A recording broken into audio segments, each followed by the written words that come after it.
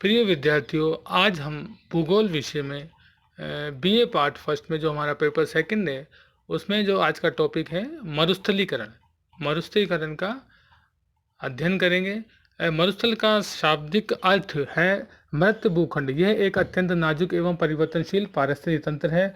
मरुस्थलीकरण का सामान्य अर्थ है उपजाऊ एवं अमरुस्थलीय भूमि का मरुस्थलीय भूमि में परिवर्तित हो जाना, जबकि पारिस्थितिक एवं पर्यावरणवेत्ता इसे एक क्रमबद्ध प्रक्रिया मानते हैं जो जलवायु, प्राकृतिक वनस्पति, मृदा, जीव जंतु एवं मानवीय क्रियाओं का परिणाम है। काजरी केंद्रीय शुष्क क्षेत्र शोध संस्थान जोधपुर के अनुसार मरुस्थलीकरण से तात्पर्य उन सभी प्रक्रियाओं के सामूहिक प्रभाव से है जिसके कारण एक विशेष पारिस्थितिक तंत्र में मूलभूत परिवर्तन आ जाते हैं तथा जिससे अमरुस्थलीय क्षेत्र मरुस्थलीय क्षेत्र में परिवर्तित होने लगता है। यह जलवायु एवं जैविक तत्वों की क्रिया प्रतिक्रिया का परिणाम होता है। यह प्रक्रिया मरुस्थल बनने से पूर्व ही प्रारंभ हो जाती है और मरुस्थल इसी का ही परिणाम होता है। मरुस्थलीकरण की संकल्पनाओं की बात करें तो यह पारिस्थितिक तंत्र के हास, शुष्कीपन, विनाश अथवा अपक्षय की प्रक्रिया है जो मानव द्वारा बढ़ते परिवर्तनशील भूमि उपयोग के दबाव की परिस्थितियों में सक्रिय रहती है।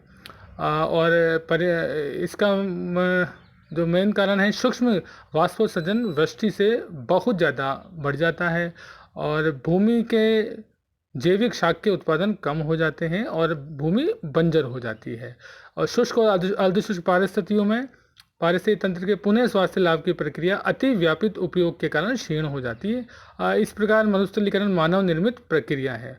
अब इनके सूचकों की बात करें तो 6 सूचक हैं। भौतिक सूचक जिसमें बालू का स्तूप, सघनता, अंत्य स्तूपीय मैदान का सिकुड़ना, कंकरीली एवं पथरीली भूमि का विस्तार। मौसम विज्ञान संबंधी सूचकांक में वर्षा का वितरण, वर्षा की विषमता, तापीय राज्यक्रम, जल संतुलन, जलोपति अवधि, सूखा सघनता प्रदेश, धूल भरी आंधियों की बारंबारता, पवन गति प्रतिरूप। जल विज्ञान संबंधी में धरातलीय प्रवाह सघनता, अधोभौमिक जल स्तर, स्थिर जल राशियाँ, अधोभौमिक जल का खारापन। मृदा संबंधी सूचक में प्रभावशाली मृदा गहराई, मृदा का पर्यावरण, मृदा का क्षारीय एवं खारेपन का स्तर, मृदा का अपरदनशीलता स्तर, मृदा उर्वरता स्तर। जैविक सूचक में वनस्पति सघनता सूचक, धरातलोपरि जीव समुदाय, मौलिक प्रजाति।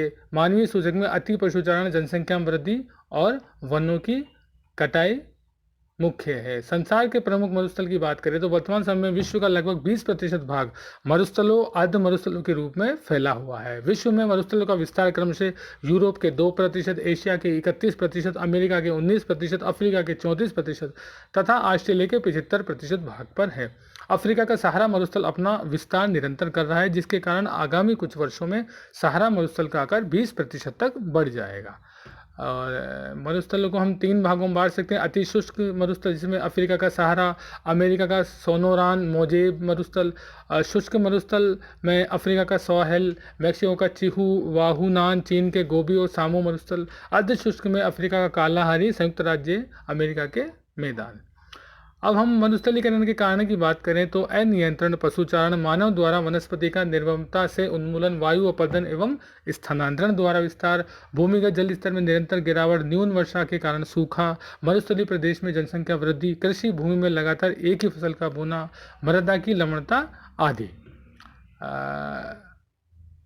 अब हम मरुस्थलीय के जो वैश्विक प्रभाव उनकी बात करें तो हवा एवं जल द्वारा मृदा का तीव्र कटाव, मरुस्थल के तीव्र प्रसार से वनों का विनाश, कृषि क्षेत्र का ह्रास, चरवाहों की क्षति, नदियों एवं झीलों में अवसादीकरण, भूमिगत जल स्तर में गिरावट, जलाऊ लकड़ी का अभाव, पेयजल स्रोतों का सूखना, चरागाह क्षेत्रों में कमी, बंजर भूमि का विस्तार, अकाल की संभावना, खाद्यान्न उत्पादन में कमी।